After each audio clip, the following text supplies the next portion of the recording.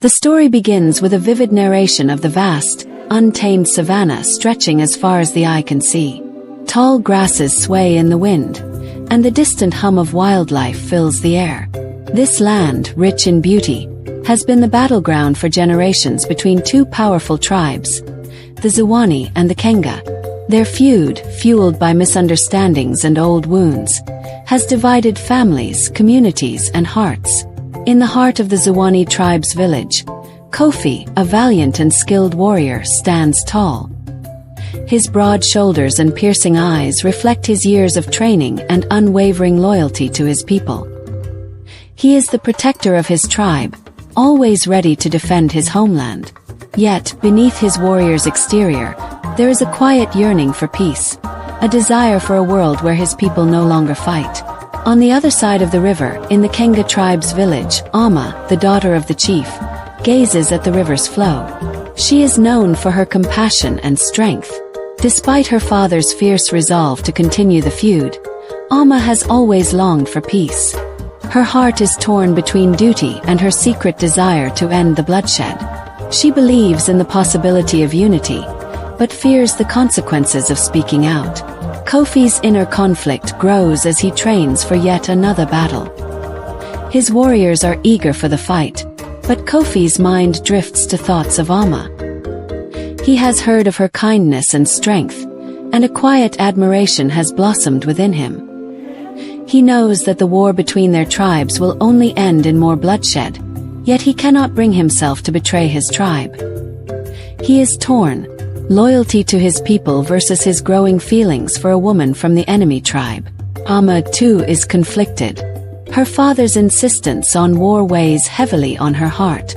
She knows her people will never be free from the cycle of violence unless someone dares to break it. One evening, as she writes in her journal by candlelight, her thoughts are interrupted by a soft knock on her door. It is a messenger from the Zuwani tribe, carrying news of an impending battle.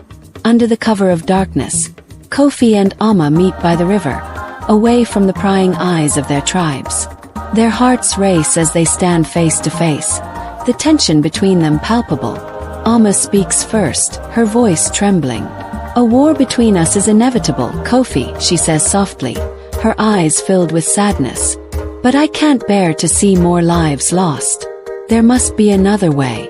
Kofi looks at her, his expression hardening for a moment before softening. "I've always known there was something different about you. You don't belong to the violence of your tribe. But how can we change what has been set in motion for generations?" Amma's eyes search his, as if trying to find the courage to say the words that have been on her heart. "I believe we can end this, together. But it will take more than just us. It will take both of our tribes coming together, trusting one another." Kofi shakes his head. "My people will never accept it. They see your tribe as the enemy. But we are not enemies, Kofi. We are just people caught in a war that we did not start. If we can find a way to show them the truth, perhaps they will listen." Their conversation is interrupted by the sound of footsteps approaching. Kofi quickly pulls Amma into the shadows, and they part ways, their hearts heavy with the weight of what they must do. The day of the duel arrives. Both tribes stand on opposite sides of a wide, dusty field, each side brimming with warriors eager for combat. The air is thick with anticipation. Kofi, armed with his spear, stands at the front of the Zuwani tribe, his eyes searching for Amma in the Kenga ranks. Amma, standing beside her father, watches the scene unfold with a heavy heart. She knows this battle could be the end for many, including Kofi. As the two armies face each other, a challenge is issued. Kofi must duel the Kenga chief in a fight to the death. The winner will decide the fate of their tribes. Kofi steps forward, his heart pounding in his chest. The duel begins, a clash of strength and skill, with each blow carrying the weight of generations of hatred. But as the battle rages on, Kofi begins to falter. His thoughts drift to Amma, and the words she spoke about peace echo in his mind.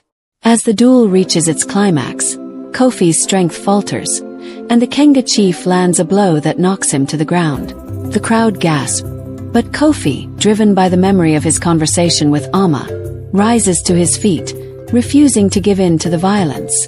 With one final surge of strength, he disarms the Kenga chief, not killing him, but forcing him to yield. The battlefield falls silent. Kofi stands, his chest heaving with exhaustion, his spear lowered. The Kenga chief, defeated but alive, nods in respect. Kofi turns to the crowd and speaks, his voice carrying across the field. This war ends today. We have lost too many lives, and for what? We are not enemies.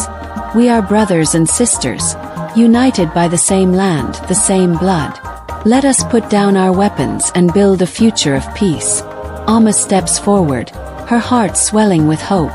She walks toward Kofi, and together, they raise their hands in a gesture of unity.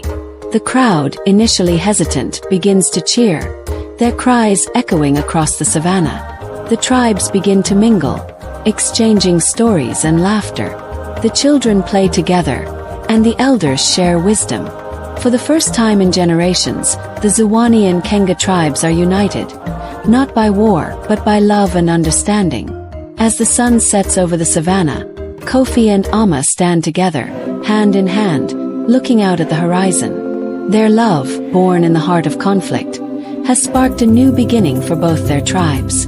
And as the stars begin to twinkle above, they know that the future is full of endless possibilities.